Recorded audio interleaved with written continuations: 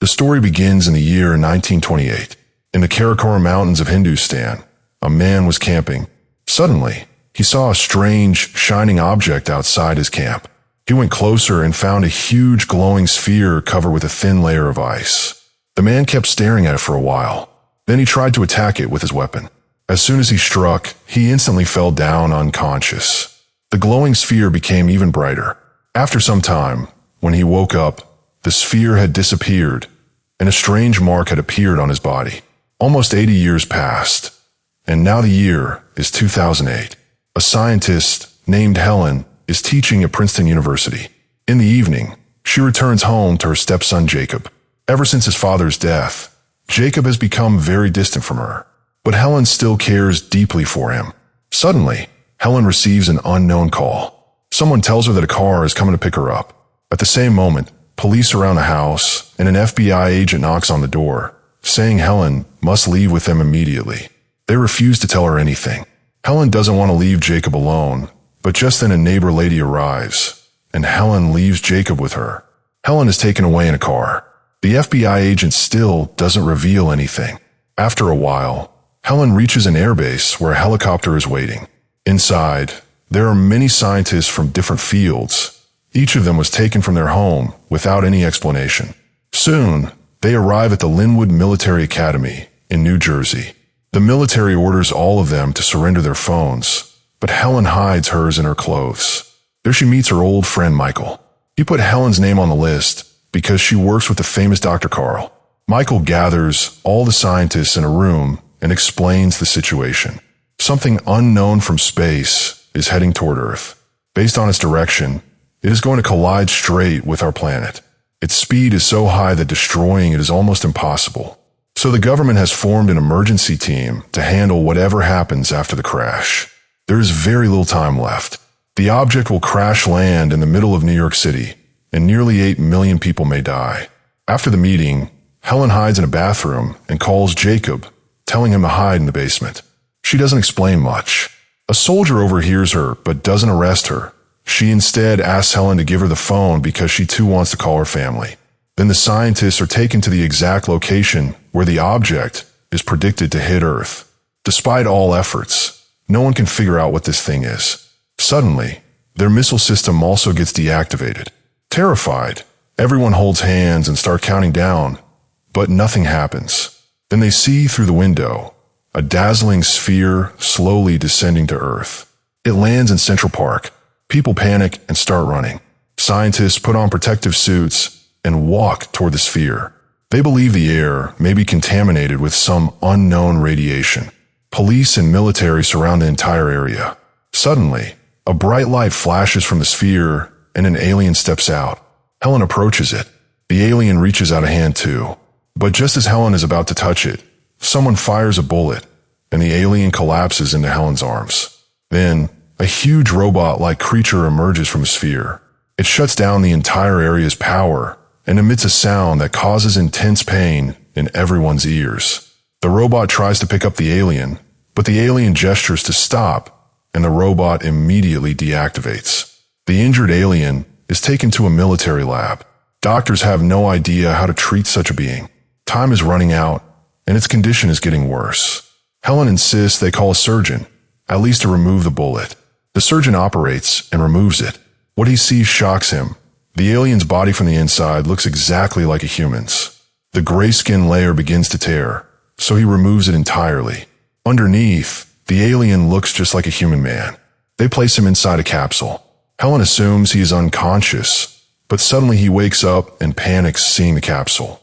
Helen calmly reassures him, and he becomes peaceful. Now, he looks exactly like that same man from 1928. The news spreads everywhere, and chaos begins. Major stock markets crash. New York residents are ordered to evacuate. People around the world are fleeing big cities out of fear. Meanwhile, Secretary of Defense Regina calls an emergency meeting. They discover that the aliens have hacked a spy satellite, and now more glowing spheres are landing across the globe. Regina visits the lab to hear the scientists' reports. They found that the alien's tissue contains 3 different DNAs. Inside, he is completely human. The gray layer on top is protective. This suggests that aliens had visited Earth before and collected human DNA samples. Now using that DNA, the alien can take a human form. Regina goes to meet the alien. He speaks perfect English. His hand trembles as he asks for some water. He says his new body will take some time to adjust. Regina tries asking questions, but the alien simply ignores them. After that, Helen asked lovingly, and the alien finally responded that his name is Klaatu, and he has come on behalf of many civilizations. He requested a meeting with the United Nations, but Regina refused. Hearing this, Klaatu refused to say anything further. So Regina ordered them to inject a truth serum into him, and then take him to a secure place for interrogation. The scientists believed that Klaatu was the greatest discovery in human history. They didn't want him to be handed over to the Secret Service. But Regina thought that the alien was a big threat to humans. That's why only the Secretary of Defense could make this decision. Michael and Regina began arguing. Helen stepped in and said she herself would inject Klaatu and run all the tests. Helen was given a bottle of the truth serum, but she secretly grabbed a bottle of saline water from the pharmacy and kept it with her. Regina told Klaatu that he would be taken to an even more secure location. Klaatu said, "Let me go. I need to leave from here." But Regina refused. She said, "You have entered our planet illegally, and your robot attacked our army." Klaatu replied, "If I haven't even arrived on the planet properly yet, how would I know your rules? And as for the robot, he only activates when there is violence, and I was the one who stopped him." But Regina ignored everything he said and told Helen to give the injection quickly. Helen injected Klaatu with the saline instead of the truth serum and whispered softly, "Run away." Right after the injection, Helen was taken away, and Klaatu was strapped to a chair and moved to a room equipped with a lie detection machine. The agent asked him a few questions and kept watching the readings on the monitor. Klaatu gave some useless answers at first, then suddenly used his power to reprogram the machine and shocked the agent with electricity. After that, Klaatu controlled the agent's mind and asked how to get out of the base. He also ordered the agent to give him his suit. Klaatu then hacked into the security cameras and saw where all the guards were. He used that same high-frequency sound to knock everyone unconscious. The alarm started blaring. People ran everywhere, but Klaatu calmly walked out of the building. Meanwhile, Helen stole a sample of Klaatu's grayskin layer. Regina ordered all forces to capture the alien as soon as possible. Soon, Klaatu reached a train station. The situation there was also chaotic because many trains had been canceled. Klaatu started feeling hungry because half of his body was human now. He used his power to take a sandwich out of a vending machine. A little kid saw him and looked shocked. Klaatu then observed the people around and noticed how quickly humans get angry if things stop for even a few seconds. Suddenly he felt dizzy. He went to the bathroom and saw he was bleeding. Then he fainted. A few hours later, Helen received a call that a patient at the station wanted to see her. She understood immediately that it must be Klaatu.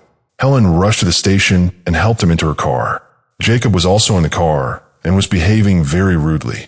Klaatu told Helen that the gray layer that was removed from his body was now with her. Helen nodded. As soon as Klaatu placed that layer on his wound, it healed instantly. At the same moment, the military tried to attack the robot again, but the robot sensed danger and activated. It took full control of the military system and destroyed everything around in seconds. The army was helpless. Helen drove the car along the exact route Klaatu told her to follow. Jacob saw that everyone was escaping the city, and he expressed his hatred towards the aliens again. He said aliens should be killed. Why have they come to our planet? If my dad was alive, he would fight them. Finally, they reached a special place. Jacob went to the bathroom, and Klaatu asked Helen about her family. Helen told him that Jacob's father was a military engineer and his mother died while giving birth to Jacob.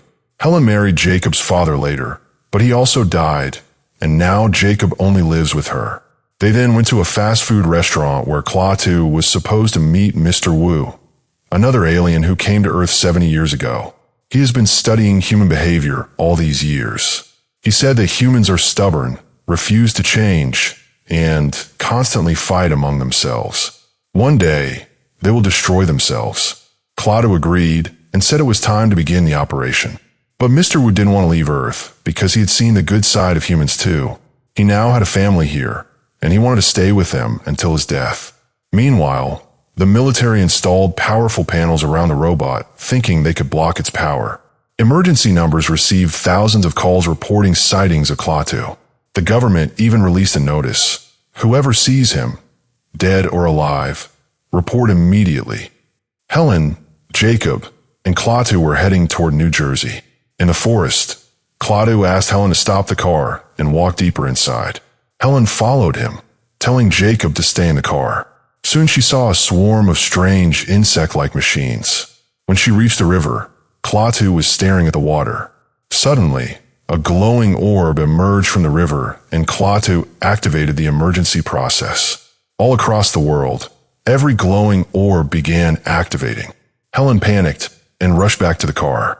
Jacob was afraid that Helen might marry Klaatu and Klaatu would replace his father. Helen assured him that nothing like that would happen. But Jacob didn't listen and ran into the forest angrily. Helen followed him, and they saw bright lights between the trees. All the orbs were leaving Earth. Only one orb remained, the one Klaatu arrived in. Klaatu returned and said, "Take me to the city." Helen asked why. Klaatu explained that humans are destroying Earth. Earth-like planets that can support life are extremely rare. Klaatu believed Earth could be saved, but only if humans were removed. Helen was terrified. She tried to convince him that humans can change. They deserve another chance. Klaatu said they had been watching humans for many years, yet there was never any real change. Humans only care about themselves, and now he had already started the process. It cannot be reversed. Just then, a police officer passing by recognized Klaatu. They stopped the car. A police officer stepped out, gun in hand, and demanded Helen surrender quietly. Jacob told Klaatu not to hurt the officer. Klaatu replied, "Don't worry, it will barely hurt," and with a wave of his hand, he pushed Helen's car toward the officer, pinning him down. Jacob was scared, but Klaatu immediately focused his power inside the car, sending a shock to the officer's heart, bringing him back to life. Klaatu explained that he didn't want to kill him.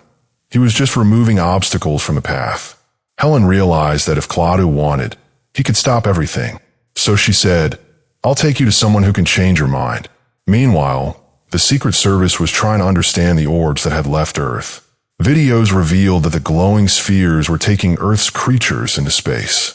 Regina realized that these orbs were taking away beings without which life would be impossible. And this meant something terrible was about to happen on Earth. The military placed a huge robot into an underground silo. Riots broke out worldwide. Money became meaningless. People looted everywhere. Meanwhile, Helen took Klaatu to Dr. Carl, a Nobel Prize-winning scientist she works with. Klaatu saw a formula on the board and started correcting it. Carl immediately joined him to solve the problem and realized this was the alien everyone had been searching for. Jacob was in another room watching TV when he saw the number to report the alien. In the living room, Carl asked Klaatu, "How has your kind survived until now without fighting among yourselves?" Klaatu explained that their son had started dying, so they had to adapt. Carl responded, "So your changes only came when your life was at risk, and humans are now also nearing the end. We should get some time too." This made Klaatu think. Suddenly, Air Force helicopters arrived. Klaatu, Helen, and Jacob quickly fled the house. As they left, Carl told Helen that an alien's mind cannot be changed by arguments or debates, but by showing the actions of humans, that humans can change. The three tried to hide in the forest, but Jacob ran into an open area and waved at the helicopter, shouting, "Look here, it's us." He admitted that he had called the army because if his father were alive, he would have done the same. Helen, saddened, said, "Your father is not here, but I am. Stay with me." Jacob began crying. Suddenly, a helicopter grabbed Helen and flew away. Other helicopters aimed at Klaatu, ready to fire, but Klaatu shocked the pilots, causing the helicopters to crash into each other.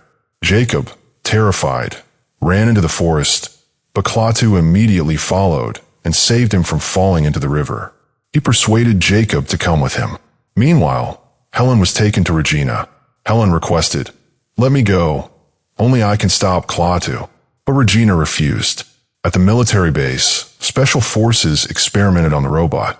They tried drilling with diamond drills, but the drills broke. A technician tried another drill, but strange insect-like machines were growing rapidly inside the cracks, consuming the drill. The robot completely broke down into tiny nanobots, small bug-like machines that began consuming everything. Windows shattered. People tried to escape, but the base was completely sealed. In moments, everyone turned to dust, and the base was destroyed. The military reported to Regina that destroying the nanobots was impossible. Any missile strike would only make them grow faster. The swarm spread like a cloud in all directions, destroying everything in their path. When the nanobots reached a large stadium, it was destroyed in seconds. Regina realized they were powerless. She decided to release Helen to negotiate with Klaatu. Michael went with her. In the forest, Klaatu took Jacob to a cabin and told him to call his mother. They planned to meet at a safe location, and Klaatu and Jacob headed there. On the way, Jacob admitted he no longer wanted Klaatu to be killed. Klaatu realized for the first time that humans might not be as bad as he thought. They arrived at a cemetery where Jacob's father was buried. Jacob asked, tearfully, "Can you bring my dad back like you did with the officer?" Klaatu explained, "Even my power has limits. I can only revive someone who is recently injured or dead, not someone who died years ago." Jacob felt sad and agreed to move on. At that moment, Helen arrived, ran to Jacob, and hugged him. Jacob also came to terms with his father's death, and they forgave each other for past mistakes. They decided to live like a real family. Seeing this, Klaatu understood that humans also have love and goodness, and they deserve another chance. Helen promised that humans could change. Klaatu then decided to stop the nanobots. Meanwhile, the swarm had already engulfed New York, destroying buildings and cars. Regina told the president they were trying to handle the situation peacefully, but the president panicked. "No, keep attacking them. They're dangerous aliens." Helen, Jacob, Klaatu, and Michael rushed back to New York, where the last orb remained. The military tried to block their path, but Klaatu told Michael to drive straight. At first, the soldiers pursued them, but then they received orders to stop. They reached Central Park and saw that all the military and scientists had disappeared. The Air Force began bombing. Their car overturned, and a massive fire explosion killed Michael. But Helen, Jacob, and Klaatu survived. The nanobots swarmed their area and started destroying their car. Klaatu led Helen and Jacob toward the orb. The nanobot cloud had already spread across the sky. The three hid under a bridge. Suddenly, Jacob's nose started bleeding, and he fainted. Helen's nose also began bleeding. Klaatu explained that the bugs had entered their bodies and were slowly consuming them from the inside. Helen pleaded, "Please save us." Klaatu held their hands and used his power to pull all the bugs out of their bodies into himself. Jacob regained consciousness. Klaatu realized that the time was right. Humans can indeed change, even when at the edge of destruction. He looked at them one last time, then entered the nanobot cloud and reached his orb. As he touched it, his body shattered, destroying all the nanobots. The dead nanobots fell like snow all over the world. At the same time, the entire world lost power. Everything went dark. Helen and Jacob stepped outside and watched the orb rise into the sky. If you like this video, hit the like button and subscribe to the channel. See you in the next video.